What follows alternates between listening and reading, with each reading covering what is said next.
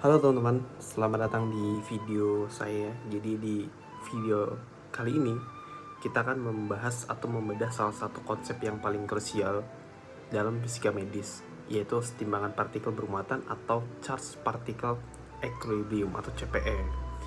Nah, dan hubungannya dengan kesetimbangan radiasi.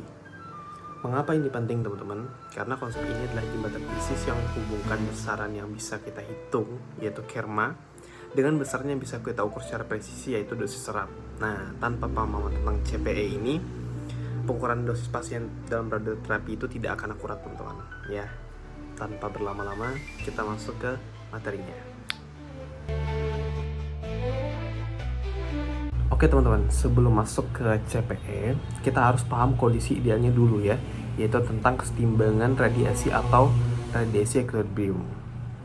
Nah, bayangkan sebuah volume. Jadi RE atau radiasi equilibrium itu terjadi jika ekspektasi energi yang masuk ke dalam volume tersebut sama persis dengan energi yang keluar. Nah, namun ada beberapa kondisi yang harus dipenuhi teman-teman. Yang pertama, komposisi atom medium itu harus homogen. Terus yang kedua, densitas medium juga harus homogen. Yang ketiga, distribusi sumber radioaktif harus seragam di seluruh medium. Nah, yang keempat, tidak boleh ada gangguan dari medan elektromagnetik luar.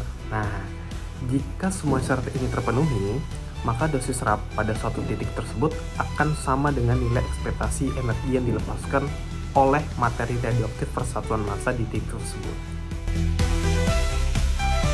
Oke, kabar baiknya dalam praktek secara langsung ya kita tidak selalu butuh syarat-syarat dari radiasi equilibrium yang sudah tadi saya sebutkan gitu ya.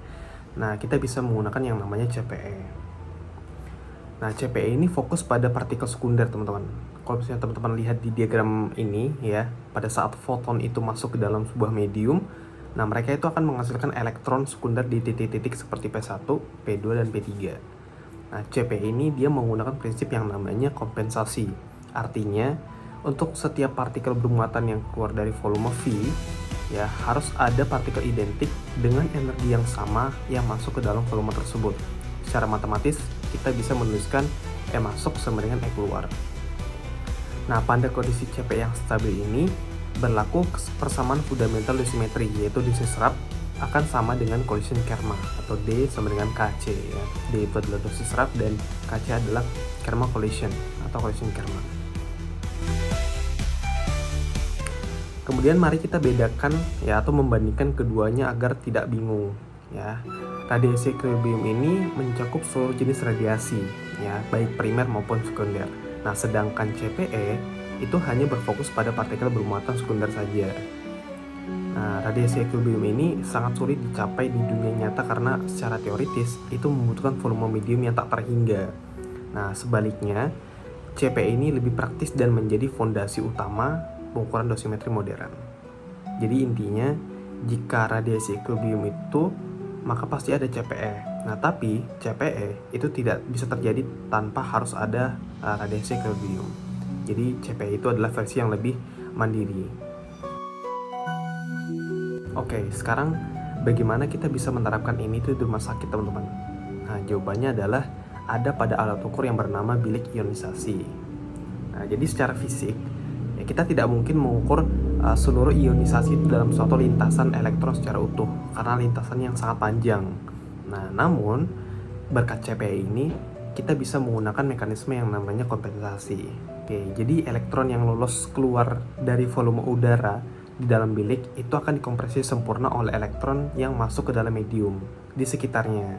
Nah, hasilnya muatan yang kita ukur itu mempresentasikan paparan total ya, seolah-olah seluruh elektron itu tetap diam di bilik tersebut. Nah, namun ada satu tantangan besar, yaitu radiasi energi tinggi.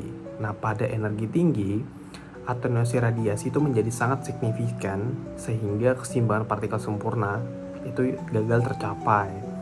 Oke, kalau misalnya teman-teman lihat di grafik ini ya, di dekat permukaan ada daerah yang kita sebut dengan daerah build up, di mana dosis itu meningkat tajam sehingga energinya mencapai puncaknya, yaitu di dosis maksimum.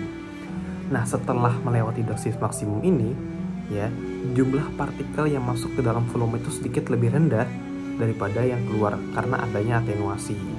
Nah, kondisi ini tuh kita sebut sebagai transient CPE atau TCPE. Nah, di daerah TCPE ini, dosis serap itu tidak lagi sama dengan kerma, melainkan selalu lebih besar ya dengan kerma collisions. Meskipun begitu, pengukuran tetap valid karena hubungan keduanya tetap proporsional. Jadi itulah kesimpulan kita pada video ini teman-teman ya, dari idealisme radiasi equilibrium dan ketidakpastian CPE sampai tantangan TCPE pada energi tinggi ya. Itu saja yang bisa saya sampaikan. Terima kasih yang sudah menonton. Jangan lupa cek video selanjutnya. Bye bye.